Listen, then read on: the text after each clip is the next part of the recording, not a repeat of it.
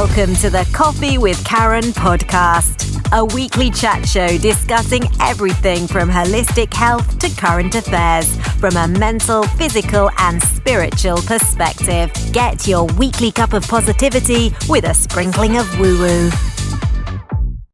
Welcome to a Coffee with Karen, a cup of positivity with just a sprinkling of woo-woo. So each week, my guests will discuss various topics, either from a physical, a spiritual, or a mental perspective, or a complete package.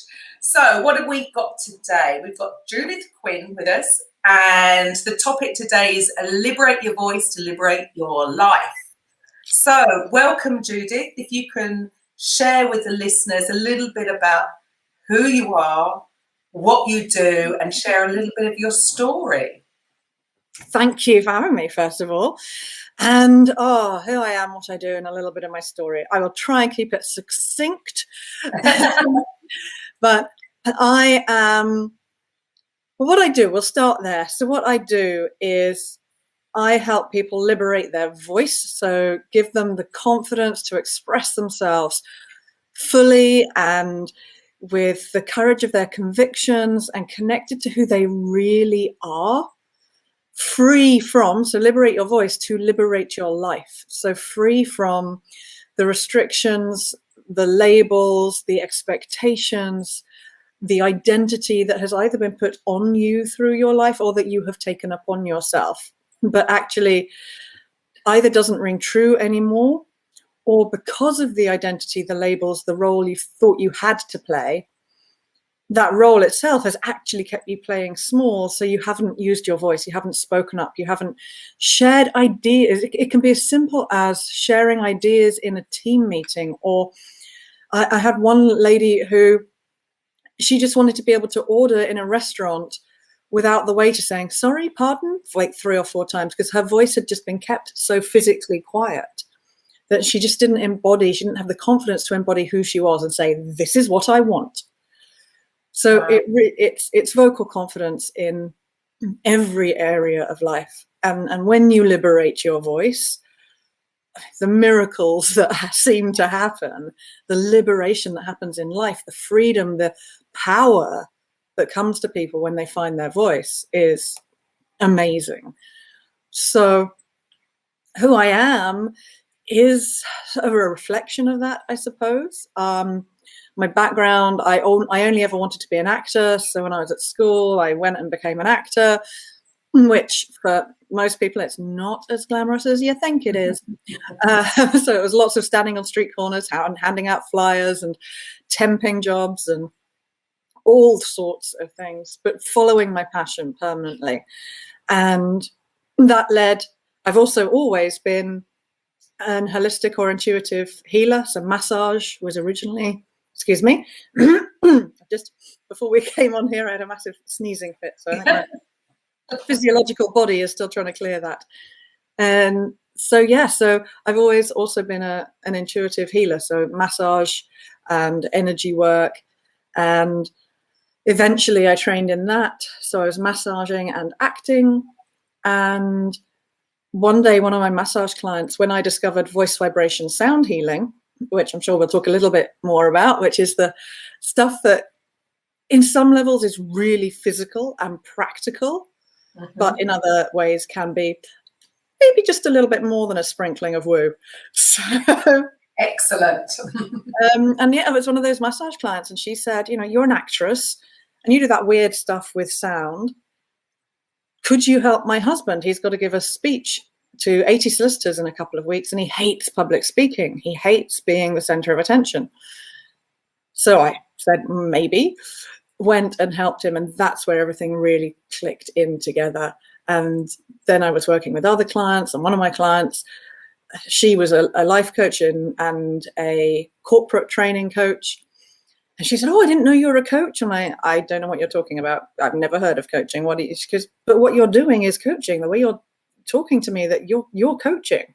So then I went and trained to be a coach and combined all of what I do to create what I now do. So that's a little bit of my story, a little bit of who I am. Who else I am is a barefoot on the earth loving, crystal healing loving, spiritual sound healing loving, meat eating, heavy metal rock chick, Formula One.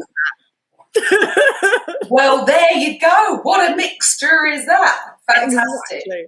Fantastic. It's interesting, isn't it, that many of the coaches that I speak to, there is a similar pattern to this. They start with one thing, and then they have another passion that's something else, and then somehow along the journey they find a way of combining all their strengths and then have created some kind of package that can help so many. It's funny how it works, right? I think it's true. When you live your truth, everything comes into alignment, and everything I'm doing now I've always done in bits, and it's just that you find the key that makes everything just go tink, tink, tink, like the best game of Tetris. Like it all just suddenly fits together. There you go. Brilliant, love it. So okay. So for some of the listeners, there might be a little bit of confusion, okay, as to what this is. So let's start with the sound healing. So what is voice vibration and sound? And well, you say that you do chakra healing as well. So can you explain a little bit about that to the listeners? Yes. So voice vibration, sound, and chakra healing. For me, they are interlinked. So chakras or energy centers, I don't stick to language. Like if one word doesn't resonate with you, choose another. It's the effect that matters. So energy centers, or the chakras of the body, there are 7 key physical energy centers where different emotions and experiences tend to get held.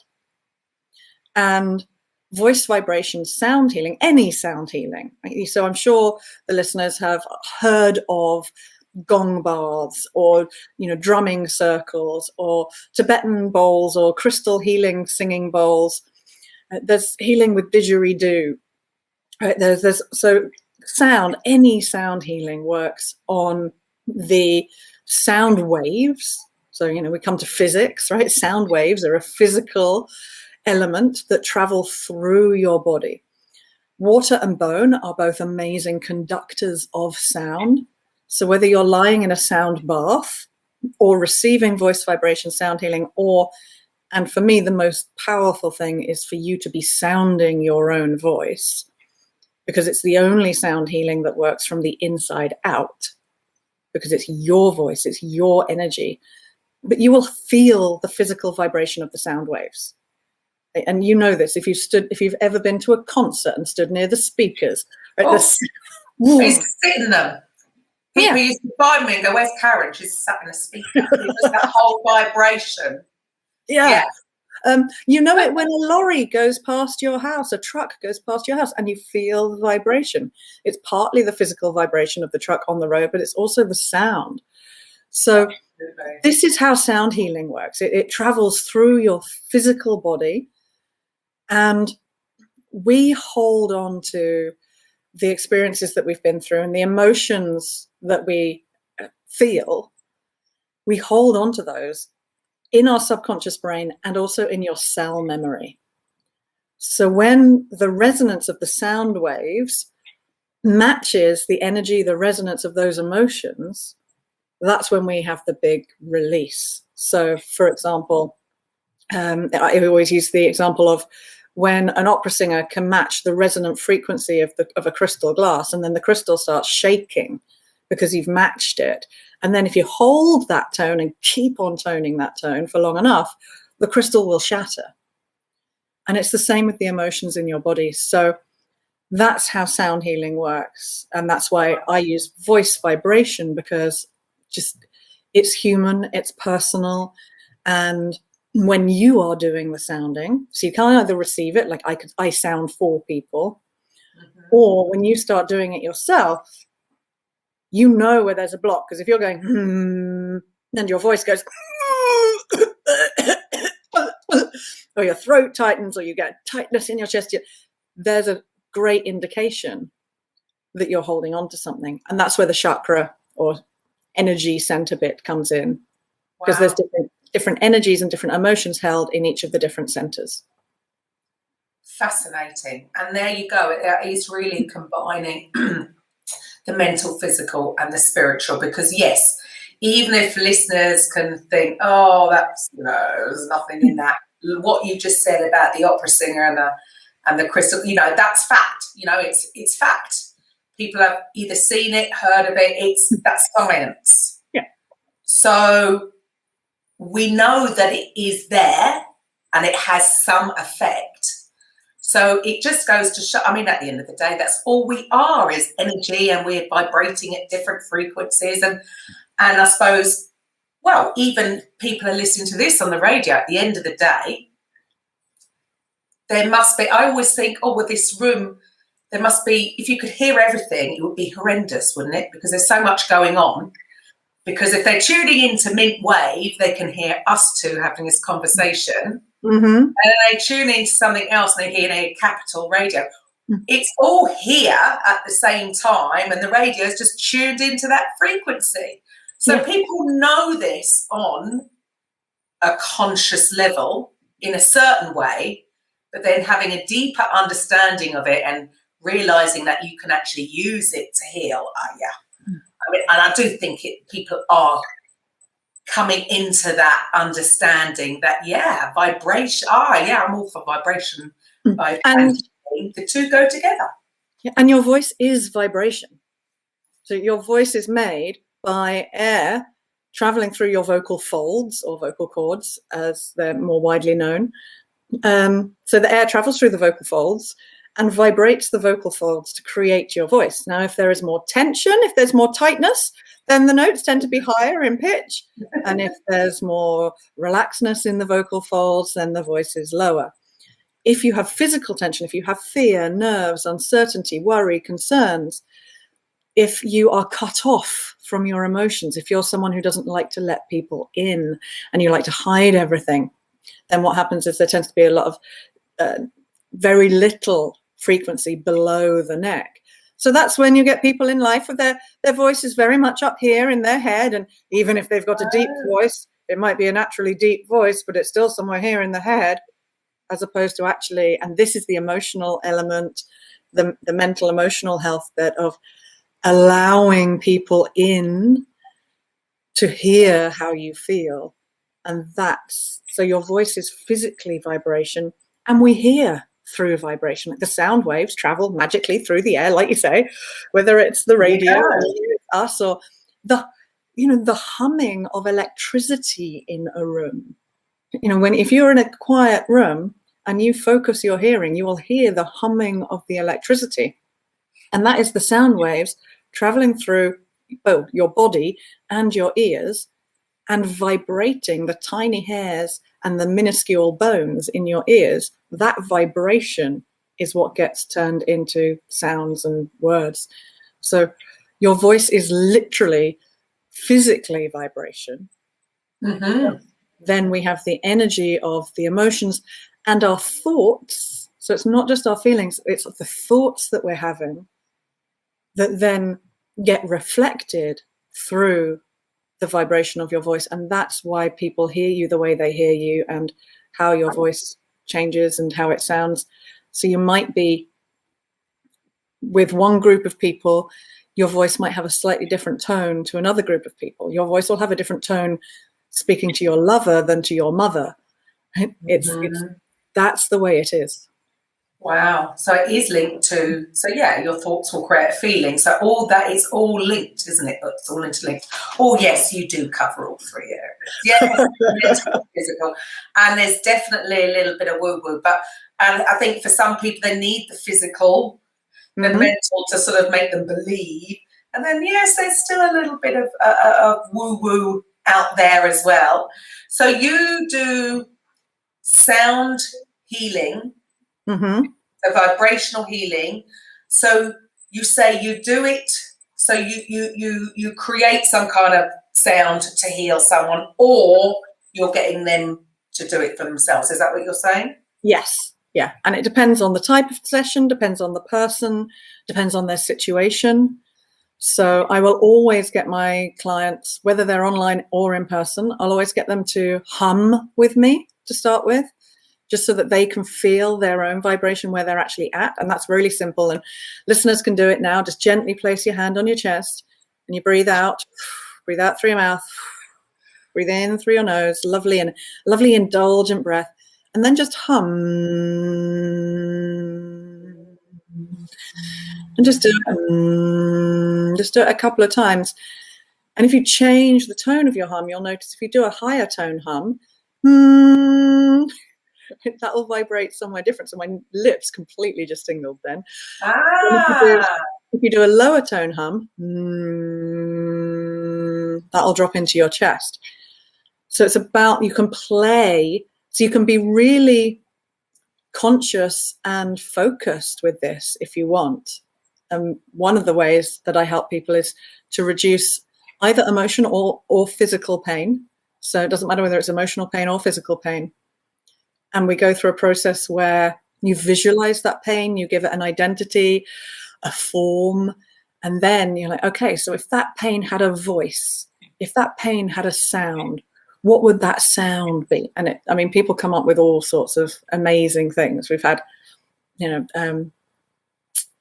someone had a miniature Tasmanian devil running around in their stomach. Someone else had an anvil, a big iron anvil over their heart. You get all sorts of images, but they then come with a sound, and it's about giving that emotion, giving that physical pain or those emotional challenges a sound so that it can be expressed. Because most people go through life not expressing how they really feel, and then we hold it in our bodies, and then it's never had a chance to be released.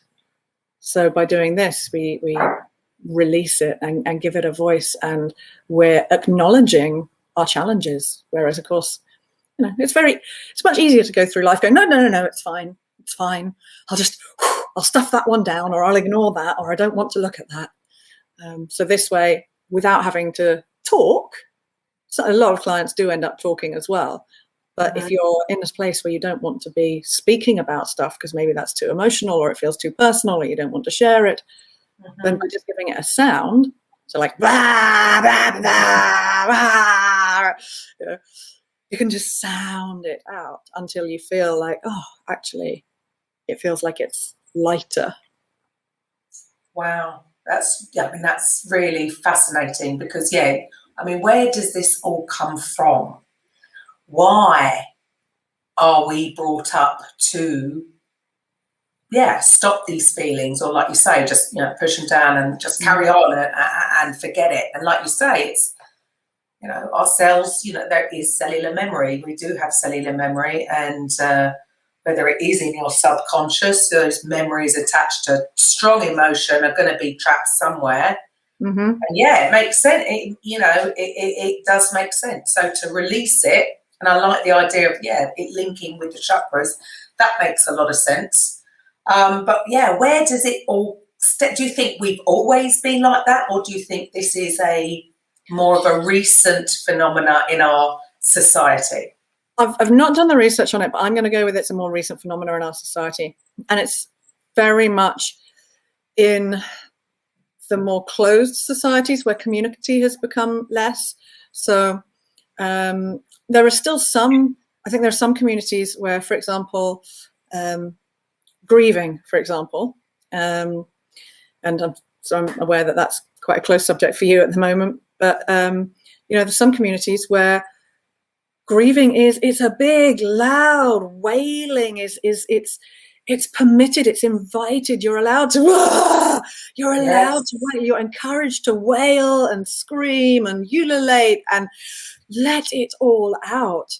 And there are other communities where like, oh dear. Oh, I'll never forget after I just found out that my aunt died. My aunt and I were super close, and I was in Poland at the time in a play, and so I got bundled onto a plane back home a few hours after I'd found out, and And there I am on this plane. Well, my aunt was a purser for British Airways. She flew for 30 years. As soon as the air hostesses started doing this, I just, they were doing, and the exits are here, and I am bawling my eyes out. And the guy next to me was just like, he felt so awkward. And he's like, oh, I'm like, sorry. I'm like, no, my aunt, I just found out my aunt died this morning. Anyway, I don't know, 15 minutes, half an hour later, I'm still crying. Something else set me off again. And I think that's enough now, don't you?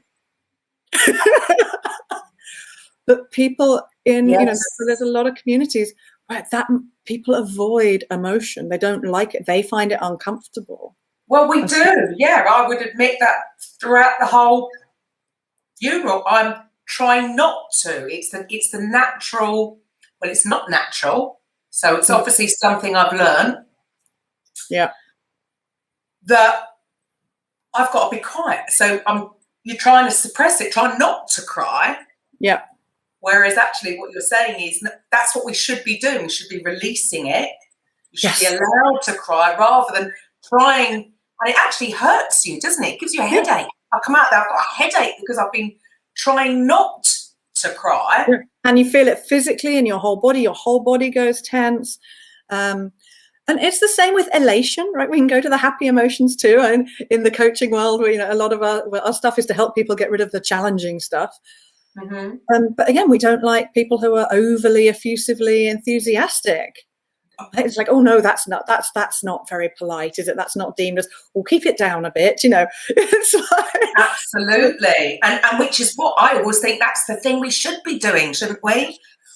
Celebrate our wins and get excited about things. But you're right, it's almost like we've been conditioned to go through life on this level. Middle ground. Yeah. Not showing too many emotions. And actually, just another thought process come to, people, there's so much on mental health and people they're bipolar, they're this, they're up and down. You think, isn't that life? I mean, I understand to a certain degree, but actually, do you want to be just flatlining? That means you're dead, right? Yeah. We need our ups. And we need the downs. We might not want the downs, but the downs, then you appreciate the ups again, don't we? And exactly. And pain, like sound, is nature's natural anesthetic. So if you think about it, when you stub your toe, what do? You go, ow, oh, ow, oh, oh. Yes. Or if you get a paper cut, like women giving birth, they make sound. Right. Pain is released immediately by making sound. Of course it is, yes. Didn't think of that. An animal in the wild will yelp in pain. It will, and a pet will, right? You accidentally trap your pet's tail in the door as you close it. So sound is nature's pain release. And the challenge is our voices, because, like you say, we've become conditioned into, not too much, much one way or the other. Hold it in. Yeah. The challenge of that is that then ends up going through people's lives. So then not only is it about actually when in any of the pain that we're holding on to or the challenging experiences that we've been through, it then just goes into people's lives. Well, I shouldn't have a voice. I shouldn't speak up. It's safer because, again, our subconscious brain just tries to keep us safe. Our ego's job is to keep us safe. Mm-hmm. So it's not safe for me to express how I feel or to share my ideas or to share my opinion. And that's where people then start losing their voice, or they feel like they don't have the right to share their voice. And that's where, by finding what's the moment where you stopped expressing yourself? What's the moment where this was challenging for you? And there's different moments for different people. Mm-hmm. And there's different situations. So, for example, one client who I've worked with in depth a couple of times now, for her public speaking fears, there was a situation that happened when she was 8 years old that she didn't know, right? It was subconscious. She didn't know this is the thing that stopped her from standing up and delivering a presentation. But then we worked on another element of being in front of the camera and talking about a specific thing. And that was from 25 years ago when she was in her early 20s. And so it's just like, okay, it's because our body holds on to those different memories where we shut our voices down and holds them as bad experiences in one energy center or another. So by using your voice vibration, it's a way of finding, right, where is the stuckness? Where is this hard? Where does my voice bring up emotions? And then by sounding in that space and allowing yourself to sound around it and find them and acknowledge them, that's when you make the subconscious conscious. And when we do that, then we know what we're dealing with. And that's when we then go into the coaching part of it. It's like, right, okay, now we know what we're dealing with. So when you go in that room, do you want to let 8-year-old you run the show? Or is 45-year-old you going to run the show? In that presentation, when you are delivering to investors for your business, who's going to be in the room, 8-year-old you or 45-year-old you? And we can make those choices. Fascinating. It's just amazing, isn't it, that some irrelevant, really, incident, obviously not at the time, it wouldn't have felt like that, but just one moment in time could have such an impact years later on what you're doing on a daily basis. It's when you step out of it and look at that, you just think, well, that's just so ridiculous. It's just so ridiculous. But as you say, it's subconscious. Nobody does this deliberately. If we knew, or if this was taught in schools, which is, I think I say every time when I speak to any coach, it frustrates me. You think, this is what we should be learning as children, and then imagine what could happen if that was free back then.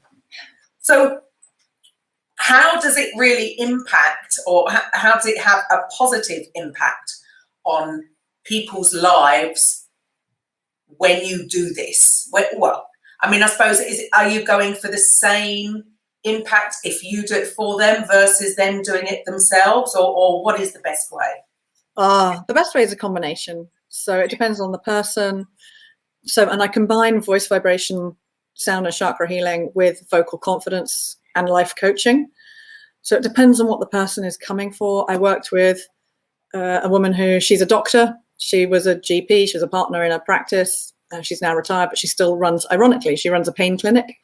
And she's a research fellow at King's as well. But she has sciatica. But she's very open-minded. And so she said to me, I'd like to try the sound healing. And we did a session. It was about a 45-minute session, of which 15 minutes was sounding, at the end of which, at the beginning, I was like, right, what level is your pain at? Oh, describe the pain for me. Well, at the moment, it's because it's not too bad today. It's just I've got this ache going through here in my hip, and then in my knee, there's a bit, and my ankle's really tweaking. There's like burning pins in my ankle. 15 minutes of sounding later and getting really specific on it. And she was doing the sounding in this.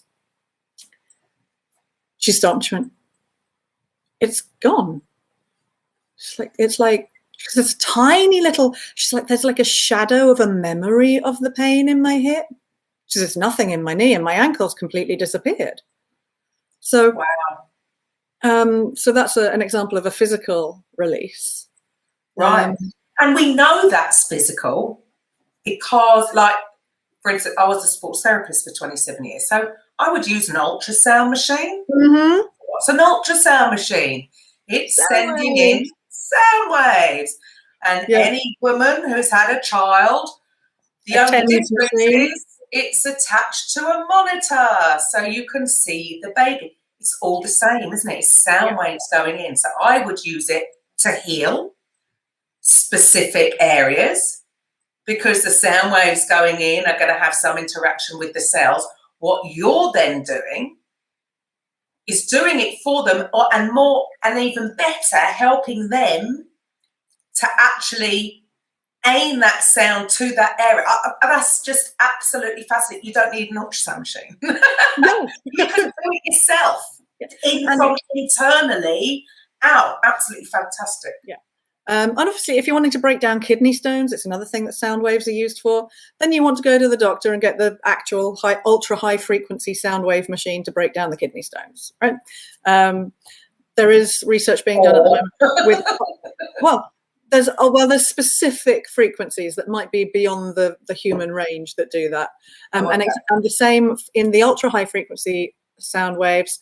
On Cancer Research UK website have got a whole block of articles about using ultra high frequency sound waves to destroy some cancer cells. So that's not voice vibration sound healing, and I'm not saying that is that would be doable for that, but this is how powerful sound is. So it is powerful. Maybe we just don't know how to yet. Yes, but there's a lot in this vibration frequency healing. I do think it's the way forward. Yeah. So that's a physical idea example. For emotional release, oh my goodness, I mean, I've got 1,000 stories.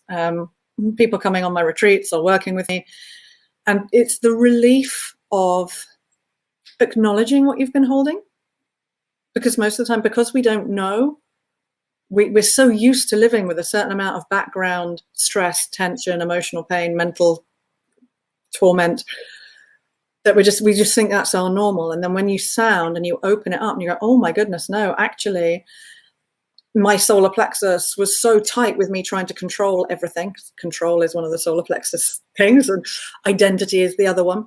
I didn't realize how much, yes, actually I'm terrified of letting go of control, and sounding that out and allowing yourself to acknowledge it. So we recognize first and then we release by sounding and just keeping the sounds going and go, right, I'm gonna let go of it. That makes space so that we can then let go and we feel lighter and there's more space inside us energetically, emotionally, mentally, so that we can then restore. And then you can use sound intentionally to, right, I'm going to sound to restore my sense of self-worth. Again, going back to solar plexus. Right? Actually, I've acknowledged that I have low self-worth in these areas, and I'm going to use sounds that work for me to remind me. When I'm feeling a bit blur, I'll just go, oh, and I'll place my hand on my solar plexus and I'll imagine my beautiful yellow light shining, and I will remember that I am whole, I'm not broken, and I will whole, and I'll sound the word whole and let my light shine until I feel I'm taking up space again before I go into that meeting where I'm going to have to ask someone for money, or before I go to have that challenging conversation. So it impacts people's lives by giving them a practical tool that they can use. I use sound for meditation as well, so giving ways to calm nerves, to manage stress, to reinforce and ground and become stronger when they need to, and by physically opening up their voice so that they have the ability to express what they need. And whether that's having a challenging conversation, which is one of the biggest stressors. Most people suffer in silence rather than saying something because, oh, I don't know what might happen and I don't want to cause offense, or what if I lose my job, or what if, so they say nothing and suffer in silence instead. So it gives them the confidence to have those conversations. The positive impact it's spectacular. I mean, I've got clients who have just gone from strength, like got the job that they wanted because they've had the courage to ask for what they are actually looking for, rather than just taking a job because that's what they have to do. Reconnecting to your passion and your purpose, letting go of blame, letting go of blaming others, taking self-responsibility, letting go of blaming self, and letting go of guilt, and being compassionate towards oneself. There you go. Well, all these, I suppose, it all links up, all these, at the end of the day, all negative. Again, it's all frequency, isn't it? Various frequency. When we're feeling those negative feelings, we're in a lower frequency. So it does make sense that, it is going to have some kind of an impact on our emotional state, because it's all frequency. different organs are vibrating at different frequencies. So from a physical point of view, it can heal, and from an emotional feeling, it can heal. Absolutely fascinating. So with regards to people's confidence, how does it help? How else does it help people live more confidently? You just mentioned there about people going into and getting their dream job, whereas maybe before they just wouldn't have applied. Is that what you're saying? They wouldn't have had the courage to step out? Yeah, so it helps as if you're sounding on a regular basis. So if you're someone who feels like you don't have a voice and, who am I to? And, I'm tired of raising my hand in team meetings and being ignored or spoken over. Or what tends to happen is you use your voice less and less and less. So your voice actually shrinks. Your voice, again, we come back to the physiological, your voice is a muscle. So if you're not using your voice much, if you're not speaking up, if you're not sharing your opinions, if you're a naturally quiet person, and you speak even less and less because the annoying loud people like me are in the room going, I've got an idea, then your voice muscles aren't being used. And what happens is a lot of people then don't like the sound of their voice, or people don't like the sound of the voice, so they don't speak up much. So by doing sounding regularly, whether it's for healing, whether it's for meditation, you're working those muscles, and you're expanding your vocal range. So if you just start with the hum, one of the simplest exercises is just sirening.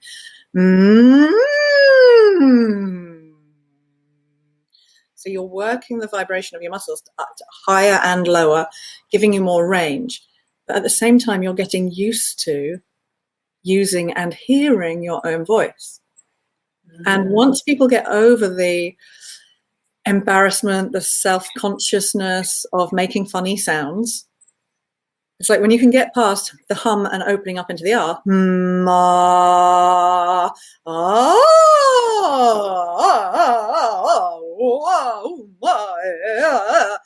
you can get over the self-consciousness of making silly sounds and you're okay hearing yourself, that then gives more confidence to actually, if I can go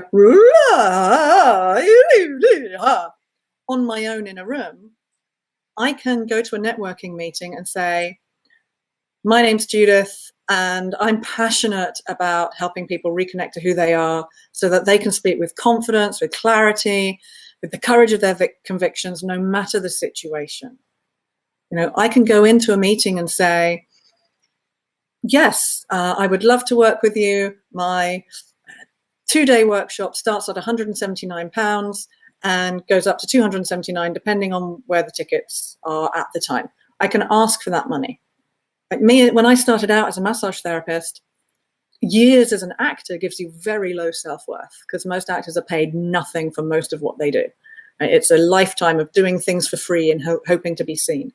So when I started massaging, I was asking £35 an hour for my treatments, and I was mobile. So that included, you then had to add on at least half an hour, probably 45 minutes travel time. So I was being paid £35 for nearly 2 hours of my time.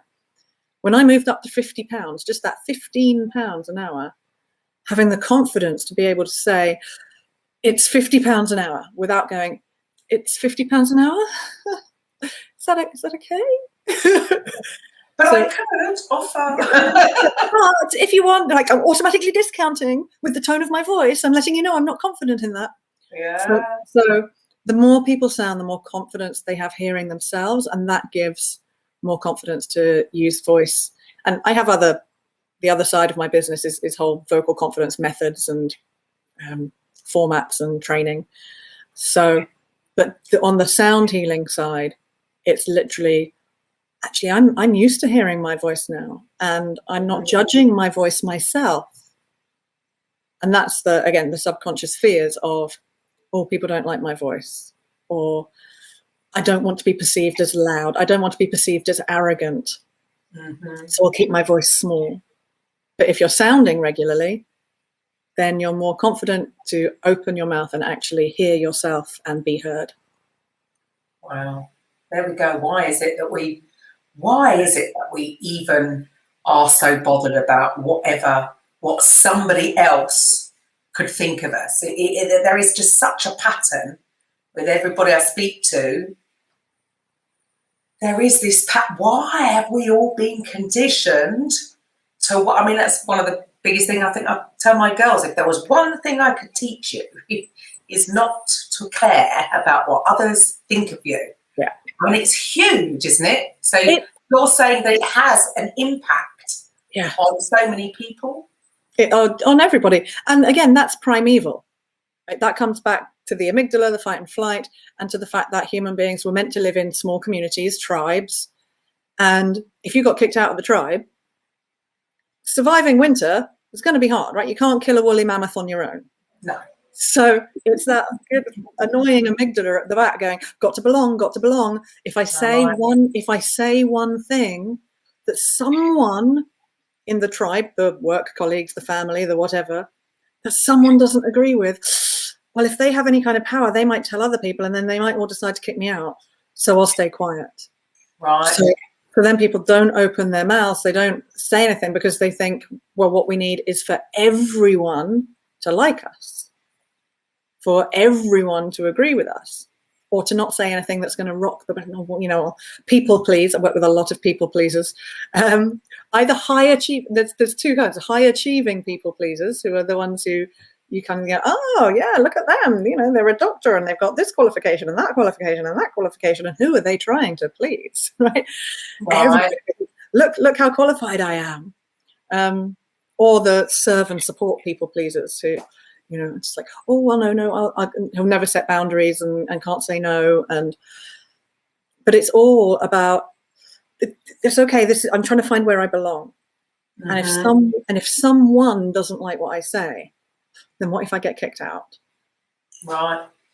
I can't protect myself from the saber-toothed tiger, but if I've got other people around me, I might survive. and that's where that comes from. And the challenge is, or the thing I always say, I want to share this with your listeners, got a question for them to which I know the answer. Do you like or agree, and I want you to answer this for me as well, Karen, do you like or agree with everyone who you've ever heard speak? No. Do you like everyone you've ever met? No. Then why the hell should everyone like you? There you go. 100%. And when you get over that, it is so freeing, isn't it? Huge. So freeing. Yeah, you build your own tribe. It doesn't matter, right? It doesn't matter. Yeah. And if you're stuck somewhere that you're hating, trying to fit in, trying to please people who are impossible to please, or setting expectations for yourself and or others that are so high no one's ever going to achieve those expectations, then you're always going to feel like you don't belong and you'll be hiding yourself and therefore your voice. Whereas actually, when you start speaking up, you start finding the people who do agree with you and you just go, well, okay, that's okay. As long as you're speaking your truth, as long as you're coming from your truth, this is, and your truest truth, not your reactionary truth. Right. So that's a different level. But when you can come from that place, and again, that's where the sound healing really helps, because it helps you find the vibration of your truth. And then people hear that in your voice, and then they don't question you so much. When you say something with that much conviction, because it's vibrating through the whole of you. Like when I say, when you liberate your voice, you will liberate your life. Believable. There is no equivocation there, because it's true. It's you can feel the passion from you, and that's it. And I suppose that is the difference when you hear different people speak. You can tell. You can just tell. Yeah. Right. Yeah. And so it's exploring your own vibration and finding, well, actually, I've believed this is true for years, but do I really believe it, or is that just what I've been conditioned to believe, or is that what I conditioned myself to believe? That's the big liberation for the sound healing. I had a belief for we years. do it to ourselves, right? We do it to ourselves. You know, my truth for years was I hate my dad. Right? That was my truth. And it was true. But under that truth, well, then my truth became I'm indifferent to my dad. And then it was like, well, I am who I am because he was who he is. But, and I like me, but he's still nothing to me. La, la, la. All the work, self-awareness, sound healing came, vroom, plummet, opening up the wounds. Oh, long story short, the truest truth that hid under slightly suicidal thoughts was I want to be wanted by my dad. And that was the truth I hadn't allowed myself to know even until I was 43 and not wanting to be here anymore. Wow. You know? Ooh, powerful. So very often, sometimes we can be saying something and we believe mentally that it's true. And we think it's true and we want it to be true because we're not ready to look at the real truth that's underneath, because that might mean, you know, in my case, it meant, oh, I've been wrong my whole life. Right. But when I allowed myself to feel that truth and know that truth, it released so much. And it was a lot of it was through the sound healing that I found these emotions that I'd been tucking away in dark corners of my internal body, not wanting to look at them. But when they came up through sounding, it was like, wow, what's this? The first time it was, well, it's this grief pouring out of me. And I didn't know what it was for. And suddenly it was like, oh, this is for the relationship I didn't have with my dad. Right. Oh, that must mean I wanted one. Oh. Yeah. But I'd cut him, when I was 8, I cut him off. I was just like, no, that's it. Barriers up. Because that's how I'd survived. Deal with it at that time. So that's again enough sound healing. When you're ready, it can help you see the truths that are actually beyond your reactionary truth and come into. And now I'm just like, wow, it's just so much cleared, and you come into who you really are when you're prepared to look at who you have been and how your patterns have not been helping you. Right. And my want to be wanted was holding me back in my business. Now, it was nothing to do with, it was to do with my dad, but it was a pattern that I'd created that I wasn't allowing myself to say, actually, yeah, I want to be wanted as a coach. I was like, no, I'll be fine. I just don't need to show anyone that I want to be wanted. So, oh no, actually, if I just accept that and work with that rather than hide from it, then another level of openness comes. And then when you're open, people go, oh, hello, who are you? Yeah. So. Wow. Fascinating. So with regards to that, I suppose it's on the same line. So through doing this, you're giving people confidence. But when you say you also give them clarity, well, how would that work? What do you mean by that? So yes, I think very much what I just said. It's the clarity of knowing who you are really under the labels that you've put on yourself or have been put on yourself. It's the mental clarity, emotional intelligence of acknowledging, that's my pattern. Okay. That's what's getting in my way. If I have clarity on what's been getting in my way, then I actually know how to create a solution. If we know what the actual problem is. Because yes, I suppose when they come to you initially, they're unaware of what the problem is. So you've got to take them through a process for them to have that aha moment. Yes. Is that what you're saying? Exactly. And then when you get that clarity, you're in so much stronger position because you know what you're afraid of, or you know what you're afraid of admitting or losing or creating or whatever that unknown fear might be.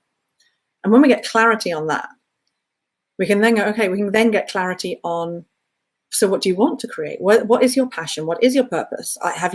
Lots of people haven't actually ever allowed themselves to connect to being passionate about something or wanting to specifically create a result of some kind. So then we can get clarity on that. And then when you have clarity on that, clarity of words becomes so much easier, because if you have clarity of intention and clarity of thought, Then when you speak, it's so much easier to speak with clarity because you know what you are creating. And you have the ability to avoid the pitfalls that you've done in the past because you have clarity on what your challenge is. You've cleared them. So now it is your truth. So it's just going to come from within. So it's just more natural. We all know, I'm sure, even all the listeners, if you think back to when things have just sort of gone, you're just in the flow of things, it all tends to just work out perfectly, right? That could be a little bit of woo-woo. It's all linked though, right? Because you're trusting yourself or your inner self. So going back to your beginning, I suppose, how did you even, how did this come about? You said that in the beginning, right, you started as an actor. Yeah. And then you went into massage, and then but how did you even find out that? You said that you were interested in chakras and crystals, but how did this come about? How did you even find out about it in the beginning? So my first ever sound healing experience actually was at drama school. I just didn't know it then. So we were doing an exercise in class, so she was getting us to repeat this sound, and I was getting angry and frustrated because sounding can bring up your latent emotions. And I was not happy. And she came over and she said, it's all right, just keep sounding. I'm like, no, I'm getting really angry, and trust me, much like the Hulk, you will not like me when I'm angry. And I hadn't done as much self-awareness work on myself back then. So she was like, it's all right, keep sounding. It's just because you don't let people into your heart and actually hear what you care about, because that's vulnerable. At which point I burst into tears. So that was the first time I actually experienced sound healing. I found out about it in 2008. A friend of mine who's an opera singer and also now a sound healer as well, found an event online with 4 sound healers, one of whom was Stuart Pearce, who at the time had just finished being Master of Voice at the Globe Theatre, which is on my top 3 lists of places I'd want to work. So I was like, I'm quite interested in the sound healing concept, but he worked at the Globe. Let me see if I can make connections. And so there were 3 different sound healers at that event, and it was like, oh, this is powerful. And so then it was in 2011, I did Stuart's Alchemy of Voice course, and that's when I had the big shifts. I had personal realizations. The sounding opened stuff up in me. He then asked me to help facilitate the next round of the course, by which point I was then using it in my meditation, in my massage sessions with clients. And then I ended up, very long story short, going to a trip in Egypt, run by a woman who I didn't like when I met her in LA, and she didn't like me either. I've never wanted to go to Egypt. I had no money at the time, and it was going to cost about £4,000. But I did have a credit card, and I just knew I had to go. It's one of those trust your intuition moments, and I knew I had to go. And it was there that I sounded in the Temple of Isis, in the pyramids, around the Sphinx, and that's when I first started running my own sound meditations and did a couple of sound healings on people and went, yeah, this is the path. So that is how I discovered it, and then it just grew in its own way from there. Incredible. And so what would you say, overview of everything, what did sound healing do specifically for you? Oh, it brought me into the whole of who I really am. It healed my deep father wound completely. It showed me it, because I didn't think it was still there. And it's given me my true whole voice. It really has. I use sounding all the time. I've got a lovely long garden. I live in London, but I've got a gorgeous long garden at the back of which it's not overlooked at all. It's just roofs. And there's been scaffolding on one of the roofs for the last few months. And I'm like, there's a couple of them with the little dormer windows. I was like, yeah, it'll be that. The scaffolding came down on Thursday. Massive, great big end-to-end glass home office that I can see completely into, which means they can see completely into me. I was livid, but because of the sounding, I was just like, oh, okay, I'm feeling these emotions. I'm going to give them a voice. I'm going to sound these. Whereas in the past, I would hold on to them. I would get really angry. I'd probably take that out on other people. I used to have quite an angry streak. I've punched a hole in a door before now in the past. So you're at peace. So I have a tool that I can use that enables me to express, understand, and work with and manage my emotions, so that of course I still lose my temper, I still but I have this and I use it regularly. I had a friend living with me for a while a couple of years ago, and she went, have you any idea how much you sound during the day? Because you're forever humming at your computer. Because I know when something's annoying you at your computer, because you go, because because it's a state change. It's an immediate state change. Yeah. So it's done so much for me. So you're and that's the thing, I suppose, because some people think, when people talk just about, oh, you've got to think positively, or that there's this thought process, I feel, that a lot of people have, that you've got to be happy all the time. And life's not like that, right? It's not like that. It's perfectly natural to have a reaction to certain things. It's just that you're giving people the tools to, you can have that reaction a bit and release it. Yeah. It's okay to feel them. You don't have to totally block them, but release them and then move on. So you don't have to stay there too long, right? No, and exactly, it's a way of channeling it so that you can release it, so that you can then take that step back and go, okay, this is where I'm at. Like with that damn extension, in the past I'd have gone, I'd have beaten myself up. I mean, why didn't I check the council planning applications? Well, why didn't I must have walked down that road and gone past the lamppost with the planning application. Why didn't I read it? I'd have beaten myself up left, right, and center, probably for hours. Whereas now it's like, oh, I'm really annoyed at that. And then I'm like, I vent it, have space, and go, right, what can I do about it? There's nothing I can do about it. It's up now. So I'm going to live with it for a few days, see how I feel, and then see what action I can take to stop all the neighbours doing it, because that would be good. Brilliant. Fantastic. It's just all managing it, right? Yeah. And it's all good. Yeah. So Oh, sorry, go on. I'm so sorry. That's okay. No,